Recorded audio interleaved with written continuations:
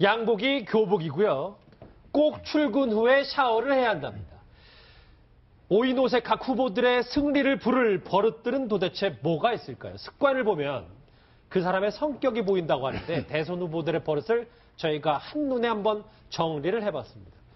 눈치채신 분들도 있을 텐데 저게 하나하나씩 주인공들이 나타날 거예요. 먼저 이현정이요. 네. 나홀로 양복은 뭐 준비가 됐나요? 나홀로 양복하면 문재인 후보일 텐데 저렇게 나오는데 다른 후보들은 이제 이제 후보 이름이 써있는 다 점퍼들이 입고 있는데 그렇죠. 혼자 양복. 저 의미가 있다면서요? 일단 문재인 후보가 점퍼를 잘 안 입으시는 것 같아요. 지금 보면은 유세 중에도 계속 저 양복을 입고 계시고 또 TV 토론 나올 때 보시면 잘 보시면 알겠지만 저 넥타이가 첫 번째 TV 토론부터 지금까지 다 비슷한 걸 하고 나오셨어요. 그러니까 그만큼 뭐냐면 이제 고정적인 이미지를 보여주는 것이거든요. 특히 이제 어떤 후보로서의 어떤 안정감이나 뭐 어떤 리더로서의 어떤 중앙 이런 것들을 이제 보여주기 위한 전략같이 이제 비춰지긴 한데 또 한편으로 보면 조금 어떤 공감 능력이 없다라는 측면도 있는 것 같아요. 왜냐하면 선거운동을 부정적으로 보시는 거예요. 선거운동을 이제 좀 전부 다 점퍼를 입고 하는데 예. 혼자서 이제 양복을 입고 있고 예. 물론 뭐 어떤 후보로서 돋보이는 측면도 있겠지만 이제 그런 측면에 좀 단점인데 하여튼 그 문재인 후보 같은 경우는 그러니까 처음부터 일관되게 양복만 입고 넥타이도 보면 거의 똑같은 것만 지금 그렇죠. 방송 토론에서부터 계속 메고 있습니다. 네 번째 토론에 다 똑같은 스트랩이 약간 줄이가 있는 네. 넥타이를 맸었어요. 네. 두 번째는 누가 주인공인지 한번 같이 보실까요? 예, 한번 보시면 이겁니다. 그러니까 여기서 여러분들은 저는 사실 정준표 후보는 뭐 이제 잘 알고 있지만 벌어지는 손가락이 누군지 좀 궁금하실 때도 화면 보시면 안철수 후보입니다. 안철수 후보가 왜 손가락이 벌어지는지 화면 한번 같이 보실까요? 예, 박 소장님 제가 TV 토론을 좀 꾸준히 봐왔는데 손을 이렇게 가지런히 모으고 있다가 질문을 받으면 자연스럽게 이렇게 손가락이 벌어지더라고요.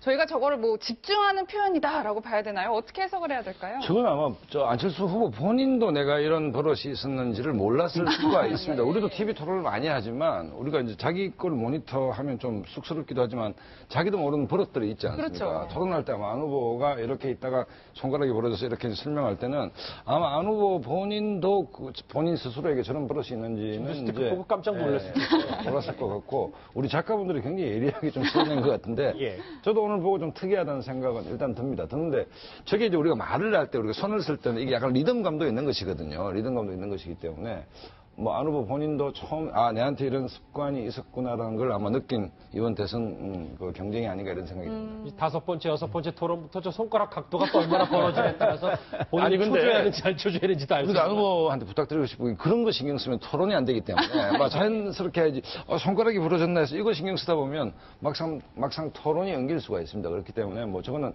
큰 단점은 아니니까 크게 신경 안 쓰셔도 될 것 같습니다. 박상원 소장님의 고언이었습니다. 소극장. 아니 괜히 우리가 방송을 해서 또 시청자분들이 계속 그것만 보시죠. 저부터도 그럴 것 같은데 소극장님. 아까 잠깐 뭐 빨간색 레드 준표는 워낙 유명하니까 손가락까지 나왔는데 저희 보시면 내 사랑 안경이라고 해서 뭐 이제 감이 잡히시겠죠. 유승민 후보인데 유승민 후보가 안경을 바꾸는 거 참모들의 말을 그렇게 안 듣는다면서요.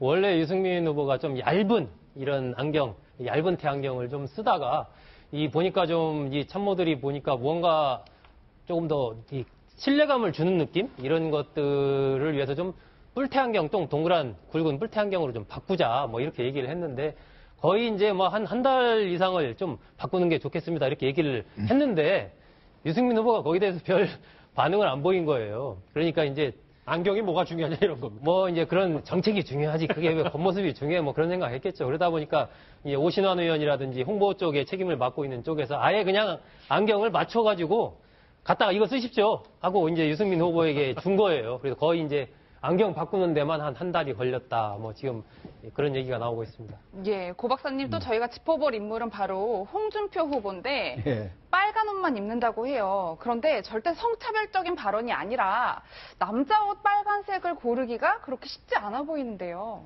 그렇죠. 남성들이 빨간 옷을 입는 경우는 드물고 빨간 넥타이를 매라고는 합니다. 특히 이렇게 좀 뭘 좀 보는 분들 있죠. 이 빨간 넥타이가 어떤 지도자를 하는 데 있어서 그런 정열이라는 우리가 흔히 생각하지만 어떤 자기의 의지랄까 이런 걸 표현하는 가장 상징적인 것이 빨간색이라고 해서 넥타이는 빨간색으로 하라는 거에 있었는데 과거 이해창 총재가 그 후보로 나온 시절에 전부 후보들이 파란 그 와이셔츠에 빨간 넥타이를 하고 나온 적이 있었는데 아마 홍 후보는 저 빨간 넥타이가 손수건도 빨간색이에요.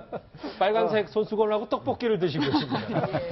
어쨌든 본인으로서는 아마 여러 가지를 생각을 한 것 같습니다. 제가 볼 때는 누구한테 좀 듣기는 들은 것은 분명한 것 같고 또 하나는 과거에는 넥타이를 조금 헐렁하게 맸어요. 그렇죠. 근데 최근에는 좀 올려서 이렇게 단정하게 맸던데 누가 그랬다는 거 아닙니까? 그 넥타이 그렇게 헐렁하게 매니까 꼭 무슨 건달같이 보인다. 대통령 후보. 그래서 다시 이제 좀 더 대통령 올려서- 후보 되면 단정하게 매는 게 좋다. 말하자면 이렇게 친구들끼리라든가 이렇게 사석에서 이렇게 넥타이를 좀 헐겁게 매는 것은 좀 여유가 있어 보이고 좀 편안해 보이는데 이런 TV에 나올 경우 넥타이가 헐겁게 맸을 경우는 모양새가 안 좋다 해서 요 근래는 거의 넥타이는 빨간 넥타이에 좀 단정하게 매는 그런 모습을 보이고 있습니다. 손수건 빨간색은 저도 지금 화면에 그러네요. 저도 처음 봤습니다. 잘 포착이 됐군요. 이현정 의원님. 네. 마지막 남은 심상정 후보는 글쎄 출근 후 샤워는 뭐 제가 알기로는 이제 남성들이 좀 가끔 이렇게 하는데 뭔가 이제 본인만의 패턴이 좀 있나 보더라고요. 그렇죠. 그러니까 정시에 일어나서 정시에 출근하고, 근데 특히 이제 늦게 가면 이 러시아가 걸리지 않습니까? 그러다 보니까 시간을 아끼기 위해서 빨리 이제 국회에 출근해서 국회에서 이제 그 머리에 뭐 샤워를 한다든지 준비를 하고 또 이제 이동 중에 이제 화장을 하고 이게 보면 이제 워킹 우먼들의 어떤 가장 그 기본적인 거 아니겠습니까? 그러니까 운전을 하면서 계속 화장도 하고 뭐 아주 이게 저도 보면 특히 이제 저희 회사 후배들 같은 경우에 이제 아침 일찍 출근하니까 차를 타고 오면서 화장을 하는 친구들이 많아요. 대단하죠. 네, 그러면 보면 이제 정말 그 아주 기술이 대단한데 심상정 후보 같은 경우도 이제 차를 타면서 그 흔들린 차 안에서도 화장을 다 하고 이제 그런 식으로 시간을 아낀다는 것이죠. 예. 그러니까 그만큼 이제 또 쉴 때도 보면 어떤 사람들이 있는 데서 그런 데서 좀 민심을 들으면 좀 쉬고 그러니까 천성적인 좀 현장형인 것 같아요. 아하. 그래서 여자 칸트라는 별명까지 붙었다는데 대선 후보들의 이제 사소한 행동, 저희가 눈에 띄는 버릇들도 봤지만 이들이 마음을 가다듬는 힐링하는 방법도 좀 오인오색입니다. 저희가 화면으로 준비했는데 먼저 만나보시죠. 보고 싶던 여러분들 이렇게 뵈니까 기운이 솟아납니다. 역시 사람은 가고 싶은 데 가고 또 보고 싶은 사람들을 이렇게 만나야 힘이 나는 것 같습니다. 저는 중랑천 좋아합니다. 가급적이면 또 두 사람이서 같이 뜁니다. 오늘도 조금 전에 뛰고 왔어요. 그래서 약간 얼굴이 좀 붉은 편인데요. 혈액순환이 잘 돼서 서울 경계 넘어서 의정부까지 갔다가 돌아오면 뭐 5km, 6km 정도인데요. 또 32분 그 정도에 뜁니다. 네, 박 소장님 네. 어제 TV 토론 보는데 후보들 많이 피곤해 보이더라고요. 피곤하죠. 예. 대선 후보들도 약간의 이제 쉼이 좀 필요할 것 같아요.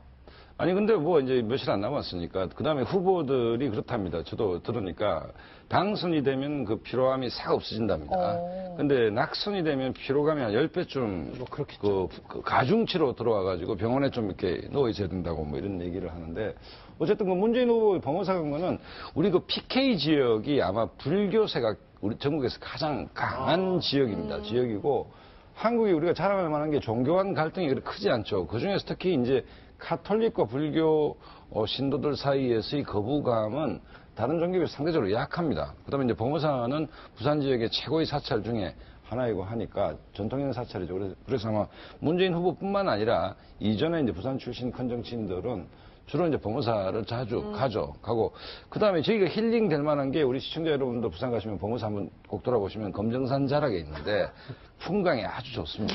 시내에 있는 사찰임에도 불구하고 그래서 한번 다녀오시면 좀 힐링 문재인 후보뿐만 아니라 뭐 여러분들도 좀 힐링이 되지 않겠나 이런 생각이 듭니다. 질문이 그게 아니었는데 부산 자랑 대선 후보들의 쉼표까지 깔끔히 마무리해봤습니다. 여러분은 지금 뉴스특급과 함께하고 있습니다.